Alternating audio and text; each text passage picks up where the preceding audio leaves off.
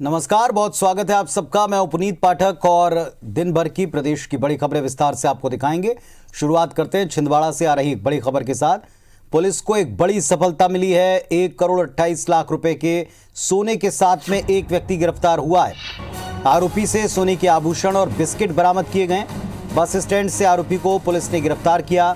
आयकर विभाग की टीम इस मुद्दे पर जांच कर रही है। तो छिंदवाड़ा से बड़ी खबर, पुलिस को बड़ी कामयाबी मिली है।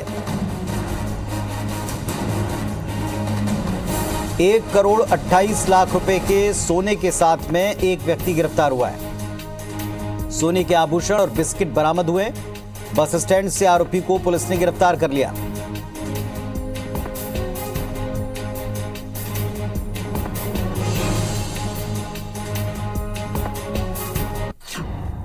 $2,689 ग्राम ज्वेलरी मिला है सोने की और 237 ग्राम फाइन गोल्ड का जो है डल्ला जो बोलते हैं जिसको बिस्किट, वो मिला है और नगद 1,83,000 के आसपास नगद कैश मिला है।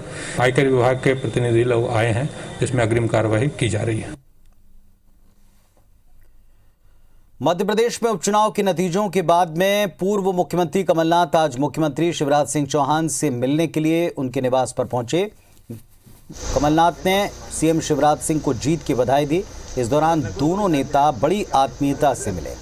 दोनों नेताओं के बीच में आधे घंटे तक चर्चा हुई है।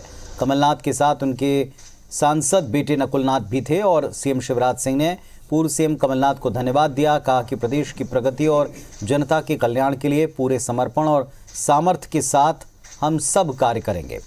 मध्य प्रदेश देश का सर्वश्रेष्ठ राज्य बने, यही हमारा संकल्प है। सीएम शिवराज से मिलने के बाद मीडिया से बातचीत में कमलनाथ ने कहा कि उन्होंने मुख्यमंत्री शिवराज को जीत की शुभकामनाएं दी। साथ ही ये विश्वास भी दिया कि विपक्ष की तरफ से प्रदेश के विकास में कोई अड़चन नहीं आएगी। चुनाव के नतीजों पर कहा कि आज हमने बैठक बुलाई है और उसमें परिणामों की समीक्षा की जाएगी।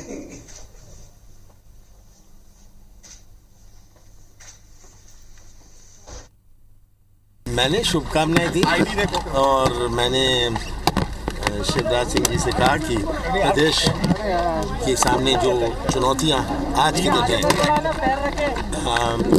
प्रदेश के इतिहास में इस प्रकार की चुनौतियां कभी नहीं रही। हमारी बेरोजगारी की चुनौती, हमारे कृषि क्षेत्र की चुनौती, जहाँ तक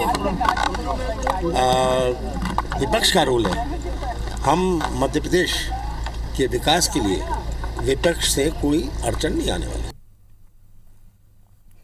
पूर्व मुख्यमंत्री उमा भारती ने मध्य प्रदेश में उपचुनाव में भारतीय जनता पार्टी की जीत का श्रेय सीएम शिवराज सिंह, ज्योतिरादित्य सिंधिया और वीडी शर्मा की तिकड़ी को दिया। उन्होंने कहा कि ये तिकड़ी मध्य प्रदेश में अब कभी कांग्रेस को नहीं आने देगी। उमा भारती ने सिंधिया की तारीफ करते हुए कहा कि सिंधिया विजय के प्रतीक बन गए हैं। वो प्रलयंकर और शुभंकर दोनों हैं। उन्होंने पहले हमारा सुपड़ा साफ किया था और अब कांग्रेस का सुपड़ा साफ कर दिया। उमा ने यह भी कहा कि इस चुनाव में बीजेपी कार्यकर्ताओं का मजबूत चरित्र भी सामने आया। 2 साल पहले कार्यकर्ताओं ने जिन्हें हराने में दम लगा दिया, इस चुनाव में उन्हीं को जिताने के लिए पूरी जान लगाई। उमा ने 9 सीटों पर बीजेपी की हार पर दुख भी जताया। उमा भारती ने सांची में भितरघात के आरोप झेल रहे गौरीशंकर शेजवार का बचाव किया। उन्हें जारी नोटिस पर उमा भारती ने कहा कि नोटिस महज औपचारिकता है। मैं चाहती हूं कि शेजवार पर कोई कार्रवाई न हो। इस संबंध में बीजेपी प्रदेश अध्यक्ष से बात की है। मैं पहला श्रेय तो मैं जनता को, कार्यकर्ताओं को दूंगी, दूसरा मोदी जी के नाम को दूंगी और तीसरा ये 3 लोग, जिसमें शिवराज जी लीडर थे, वीडी शर्मा शुभंकर थे और ज्योतिरादित्य प्रलयंकर थे। मैंने वीडी शर्मा को कहा है कि आप उनकी एक्सप्लेनेशन को लीजिए, क्योंकि फिर तो आपको ऐसे हर विधानसभा में कुछ लोग मिलेंगे, लेकिन शेजवार जी ने तो प्रमाण दिए कि उन्होंने काम किया है। तो मुझे लगता है कि वो एक औपचारिकता हो गई है। इधर डबरा से उपचुनाव हारी मंत्री इमरती देवी का कहना है कि डबरा विधानसभा कांग्रेस की सीट थी। यहां बीजेपी कभी 30,000 वोट से ज्यादा नहीं प्राप्त कर पाई, लेकिन मैंने बीजेपी के वोट को डबल किया। मेरी तो जीत हुई, हार नहीं, क्योंकि बीजेपी को जहां पहले 4 वोट मिलते थे वहां 400 वोट पड़े हैं। हालांकि उन्होंने हार की जिम्मेदारी खुद के सिर ली और कहा कि कुछ गलतियां मेरी भी रही होंगी, जिसके चलते हार का सामना करना पड़ा। उन्होंने बड़ी जिम्मेदारी से कहा कि उनके लिए मुख्यमंत्री शिवराज सिंह, ज्योतिरादित्य सिंधिया, नरोत्तम मिश्रा सब ने दिल से काम किया, बहुत काम किया। इमरती देवी ने कहा कि अगर पार्टी ने दोबारा मौका दिया, टिकट दिया, तो फिर चुनाव लड़ूंगी और जीतूंगी। क्या था कि कांग्रेस की सीट थी और फिर भी आज तक 30,000 से आगे कोई भारतीय जनता पार्टी का विधायक ले ही नहीं जा पाया, लेकिन अपन ने डबल कर दिए। मेरी तो जीत हुई, मेरी हार कहाँ हुई? मैंने पूरा का पूरा वोट बदल दिया भारतीय जनता पार्टी में। जहां अगर 4 वोट नहीं मिलते थे ना, वहाँ 400 वोट मिले। मध्य प्रदेश में उपचुनाव के नतीजों के साथ ही मंत्रिमंडल में खाली 5 सीटों पर दावेदारों ने संगठन की परिक्रमा शुरू कर दी है। मंत्री पद के दावेदार में शामिल विधायक गिरीश गौतम, पूर्व मंत्री जुगल किशोर बागरी, पूर्व मंत्री हरिशंकर खटीक, पूर्व मंत्री रामपाल सिंह प्रदेश बीजेपी अध्यक्ष बीडी शर्मा से मिले। मुलाकात के बाद गिरीश गौतम ने कहा कि वो जीत की बधाई देने आए थे। उन्होंने मंत्रिमंडल में विंध्य को जगह मिलने की उम्मीद जाहिर की है। वहीं दूसरे दावेदारों ने इस मामले में कहा कि संगठन जो तय करेगा वो मंजूर होगा।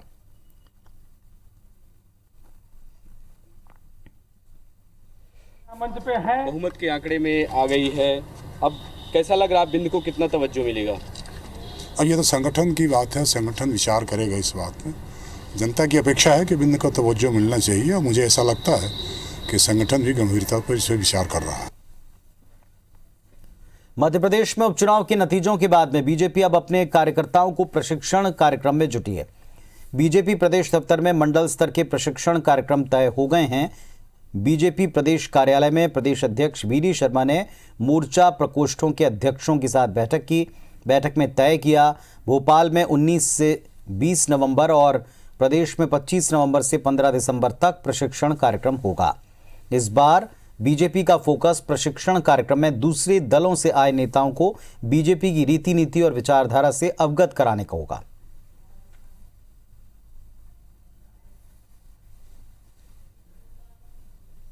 प्रमुख कार्यकर्ताओं के नीचे प्रशिक्षण होंगे, उनमें 10 प्रकार के विषय चलेंगे। पढ़ाई, ये जो चीजें हैं जो गरीब को मिलनी चाहिए, जिससे उनका जीवन स्तर बदलेगा, तो ये भाजपा के इस सिद्धांत में, इस विचार में, तो इस प्रकार के सारे जो प्रशिक्षण हैं, भारतीय जनता पार्टी के कार्यकर्ता अभी 25 तारीख से लेकर के 15 दिसंबर तक हम व्यापक प्रशिक्षण का अभियान पूरे मध्य प्रदेश के अंदर हमारे सभी कार्यकर्ताओं का होगा।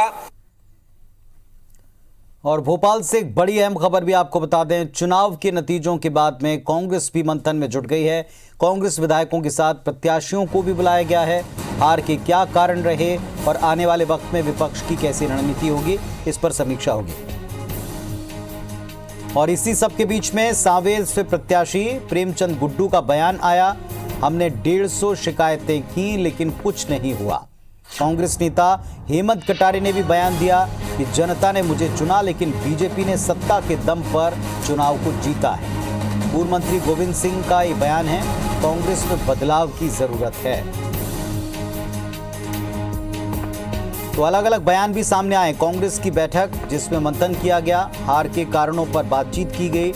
कांग्रेस पार्टी को एक बड़ा झटका भी लगा क्योंकि एक बड़ी जीत की उम्मीद थी अब की बार उपचुनाव में, लेकिन ऐसा हो ना सका और कांग्रेस में बदलाव की जरूरत है, कहना है गोविंद सिंह का। सीनियर लीडर पूर्व मंत्रियों का कहना है कि कांग्रेस पार्टी में बदलाव की आवश्यकता है।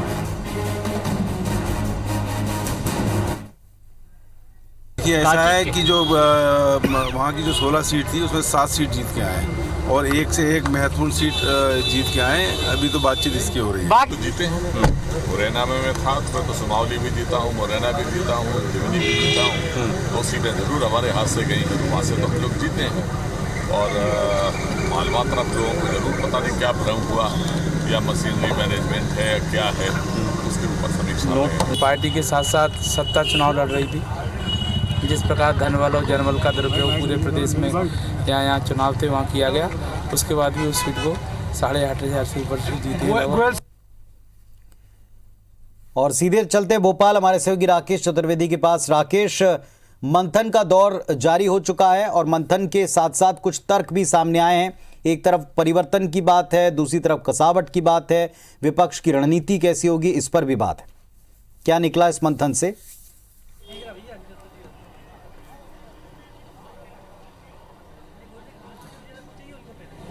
देखिए पुनीत, अभी बात करें तो कुछ ही समय पहले बैठक शुरू हुई है, 1 घंटा करीब बैठक को शुरू हो चुका है। लेकिन पूर्व सीएम कमलनाथ की बात करें, ये बैठक उन्होंने तब आहूत की थी जब मध्य प्रदेश में चुनाव के नतीजे नहीं आए थे, और नतीजे आने के बाद भी ये बैठक का होना यानी कहीं ना कहीं इस बात का संकेत है कि कमलनाथ पूरी तरह से तैयार है मजबूत विपक्ष की भूमिका में मध्य प्रदेश में रहे, मध्य प्रदेश विधानसभा में मजबूत विपक्ष देखे, इसकी रणनीति है। और कमलनाथ की बात करें, हर एक सीट का अलग अलग विश्लेषण, हर एक सीट का अलग अलग जो कारण है उस पर मंथन होगा और बाकायदा इस बात के तह में जाया जाएगा कि आखिरकार जिन सीटों पर हार हुई है उसका असली कारण क्या है। इसके साथ ही जो कमलनाथ इस बात को लेकर भी कहेंगे, फिलहाल तो मजबूत विपक्ष की स्थिति में कांग्रेस रहेगी, लेकिन इसके साथ ही 2023 की तैयारियों का आगाज भी होगा। हालांकि जो तमाम प्रत्याशी हैं, जो हारे हुए प्रत्याशी हैं, उनके अपने तर्क हैं और जो प्रभारी हैं और उनके भी अपने अलग तर्क हैं, लेकिन कमलनाथ इन सबका मंथन करेंगे और निचोड़ निकालेंगे कि अब पार्टी को क्या करना चाहिए। दरअसल हम बात करें, कल भी पूर्व सीएम कमलनाथ का बयान आया था कि उन्होंने कहा था कि मध्य प्रदेश की जनता ने जो जनाधार दिया है उसका वो स्वागत करते हैं, लेकिन अब एक मजबूत विपक्ष की भूमिका में कांग्रेस को रहना है। मुख्य रूप से फोकस इसी बात को लेकर किया जा रहा है और इस बैठक में तमाम जो बड़े चेहरे हैं वो इसमें शामिल हैं। उन प्रत्याशियों को भी बुलाया गया है जो कि हारे हुए हैं और सबसे चर्चा होगी। हालांकि सबके अपने अलग अलग तर्क हैं और एक जो बात निकलकर सामने आई जिसमें कहा जा रहा है कि एक बदलाव जो तमाम अध्यक्ष, कार्यकारी अध्यक्ष हैं या फिर हम बात करें संगठन का एक जो ढांचा है उसमें बदलाव की जरूर बात कही जा रही है। कमलनाथ इन सभी विषयों को लेकर मंथन करेंगे और ये माना जा रहा है कि चाहे वो किसी भी मोर्चे की बात करें या फिर जो कार्यकारी अध्यक्ष से लेकर तमाम पदों की बात करें, इसको लेकर कांग्रेस एक नए फॉर्मेट में जरूर आ सकती है। इस बात को लेकर आज मंथन होगा। हालांकि कौन सा फॉर्मेट होगा, फॉर्मेट जो है दिवाली के बाद ही जारी होगा, लेकिन इस पर ही मंथन होगा। यानी कह सकते हैं एक और जहां पर हार की समीक्षा हो रही है, वहीं दूसरी ओर जो 2023 की तैयारी में कांग्रेस अभी से जुटेगी, उसके लिए संगठन स्तर पर क्या बदलाव की जरूरत है, इसको लेकर भी मंथन करेंगे। इसके साथ ही उन तमाम विषयों को लेकर मंथन किया जाएगा जो कि मध्य प्रदेश में विधानसभा में जब कांग्रेस विपक्ष की भूमिका में आए तो एक मजबूत विपक्ष कांग्रेस की ओर से विधानसभा में गूंज सके, तो उसकी रणनीति भी कह सकते हैं तैयार होगी। फिलहाल जो एक एक सीट का कमलनाथ है, तमाम प्रत्याशियों से ले वहाँ के इंचार्ज से और जिन मंत्रियों को, पूर्व मंत्रियों को जो जिम्मेदारी सौंपी गई थी, उनको जो जिम्मेदारी दी गई थी, उसको लेकर विश्लेषण चल रहा है और ये बैठक अभी लंबे समय तक जारी रहेगी। एक एक सीट का विश्लेषण होना है, जीत के कारण है तो क्या कारण है और यदि हार के कारण है तो क्या कारण है, इस सभी से पूछा जाएगा। उसी को लेकर 1 to 1 अभी चर्चा का दौर जारी है।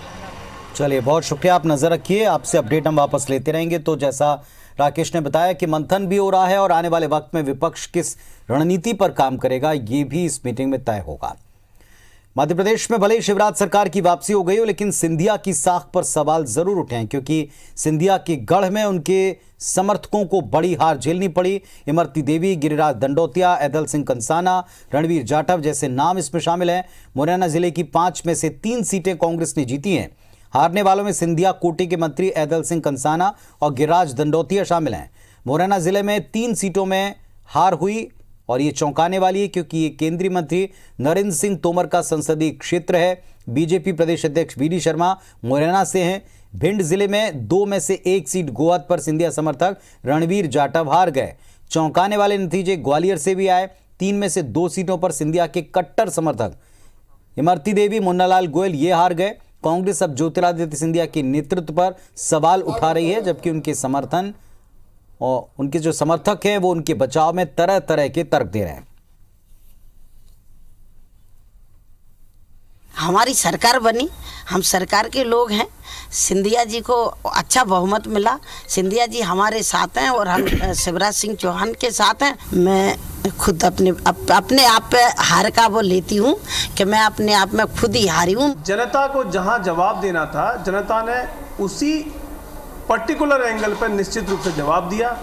और आप देखिए, पूर्व जहाँ पर स्वयं सिंधिया जी का निवास है, वहाँ पर जनता ने सीधा सीधा जवाब दिया सिंधिया जी को, और जितने भी वरिष्ठ लीडर थे उनको भी अलर्ट कर दिया, अलार्म कर दिया। ये एक मैसेज है कि उनका जो कमलनाथ जी की सरकार गिराई है, जो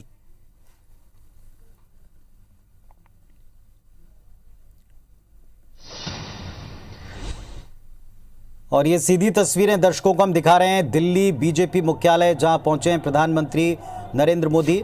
इसके पहले ही राष्ट्रीय अध्यक्ष जेपी नड्डा आ चुके हैं गृह मंत्री अमित शाह, केंद्रीय मंत्री राजनाथ सिंह पहले से पहुंच चुके हैं। बिहार में पार्टी की शानदार जीत, ऐतिहासिक जीत। उपचुनाव में भारतीय जनता पार्टी को मिला समर्थन। इन सब के बाद अब आज भारतीय जनता पार्टी के मुख्यालय दिल्ली में कार्यकर्ताओं को संबोधित करना, बिहार की जनता को धन्यवाद देना और पार्टी के नेताओं को में जोश फूंकना, ये इस कार्यक्रम का मकसद है। आज भारतीय जनता पार्टी का दिवाली सेलिब्रेशन कहा जाए तो भी गलत नहीं। बीजेपी का दफ्तर पूरी तरह जगमगा रहा है। देखिए, सबकी नजरें, सारे देश की नजरें इस मुख्यालय पर टिकी हुई हैं। बिहार में अब तक की सबसे अहम और बड़ी जीत है भारतीय जनता पार्टी की। न केवल सीटों की संख्या पहले के मुकाबले कहीं ज्यादा बढ़ाई, बल्कि एक शानदार जीत के साथ सरकार एनडीए की वहां बन रही है। ये तस्वीरें आप देख रहे हैं दिल्ली मुख्यालय भारतीय जनता पार्टी का दफ्तर, जहां पहुंचे हैं प्रधानमंत्री नरेंद्र मोदी। कुछ ही देर बाद कार्यकर्ताओं को बिहार को संबोधित करेंगे।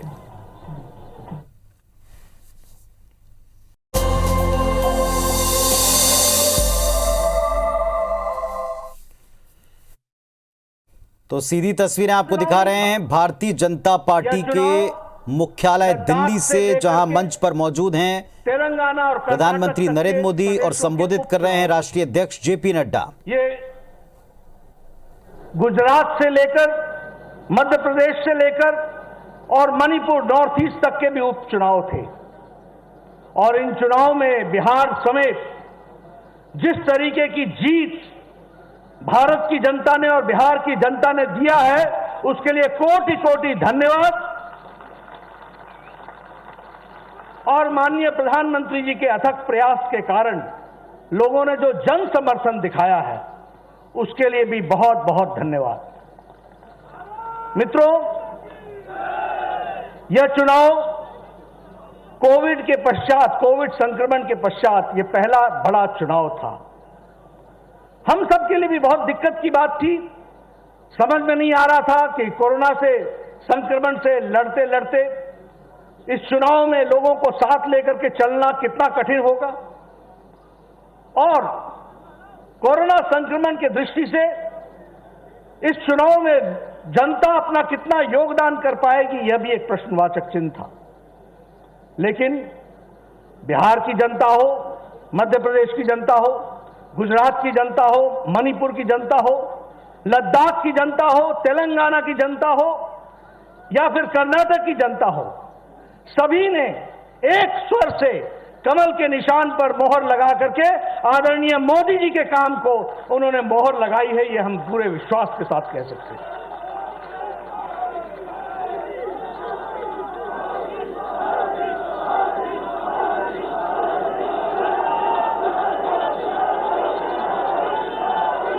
मित्रों,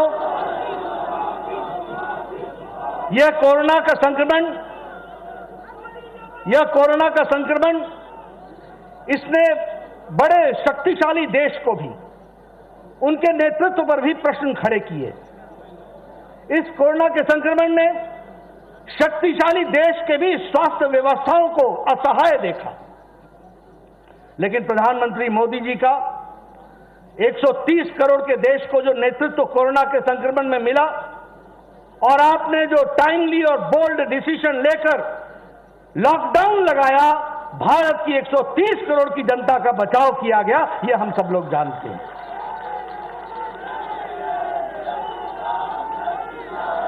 मित्रों, हमें ध्यान में है कि जिस दिन कोरोना संक्रमण के लिए लॉकडाउन लगा था, उस दिन टेस्टिंग के लिए एक लेबोरेटरी होती थी, national institute of virology Pune. Lockdown के समय प्रधानमंत्री मोदी जी ने देश को तैयार किया, और आज मैं गौरव के साथ कह सकता हूं कि 1650 टेस्टिंग लेबोरेटरीज यहां देश में खड़ी हैं।